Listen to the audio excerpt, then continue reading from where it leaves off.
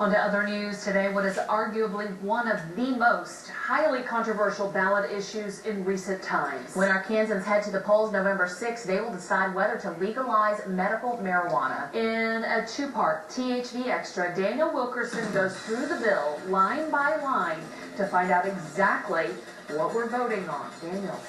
Don Liz, political pundits claiming the stakes high as it pertains to Issue 5. For that reason, we want Arkansans to be fully aware of what they're voting for or against come November 6th.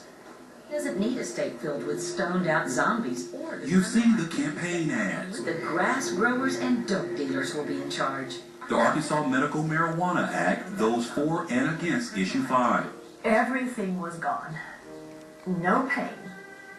No nausea. As Arkansans head to the voting booth November 6th, what will they be voting for? David Couch represents Arkansans for Compassionate Care, backers of the act.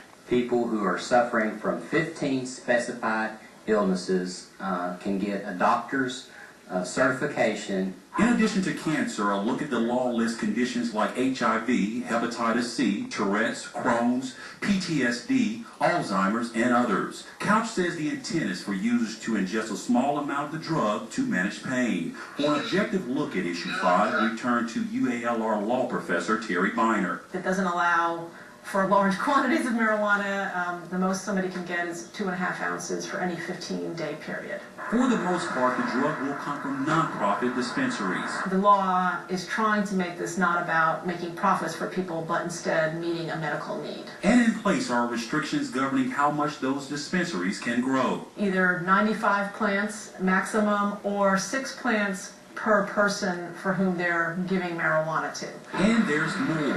Mechanisms in place prohibiting dispensaries on every corner in the natural state. Restrictions on proximity to schools. They're barred from residential neighborhoods. Users with a certified need will be issued a registration identification card. They know who can buy it, and they sort of match everything up. You can only have one place that you buy it from.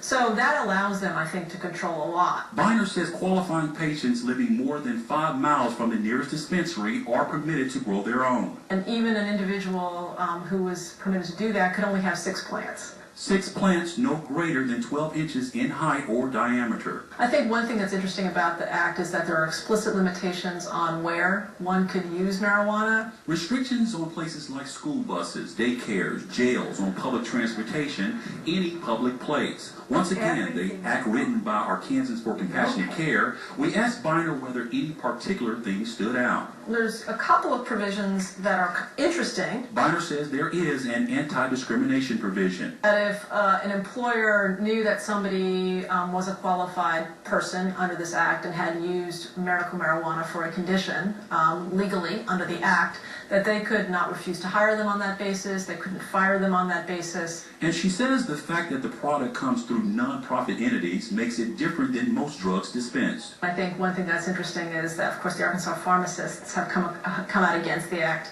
And normally you would expect something that is a controlled substance to come through pharmacists. Biner says perhaps the intent is to make the drug more accessible. But on the other hand, one could be concerned about potential for drug interactions if you're on multiple drugs. She says, of course, doctors should watch for interactions, and to the extent possible by law, she feels Arkansans for Compassionate Care took measures to ensure the drug doesn't get into the wrong hands. I think they've considered a lot of things that people would be concerned about in trying to decide whether to vote for such a law. Okay.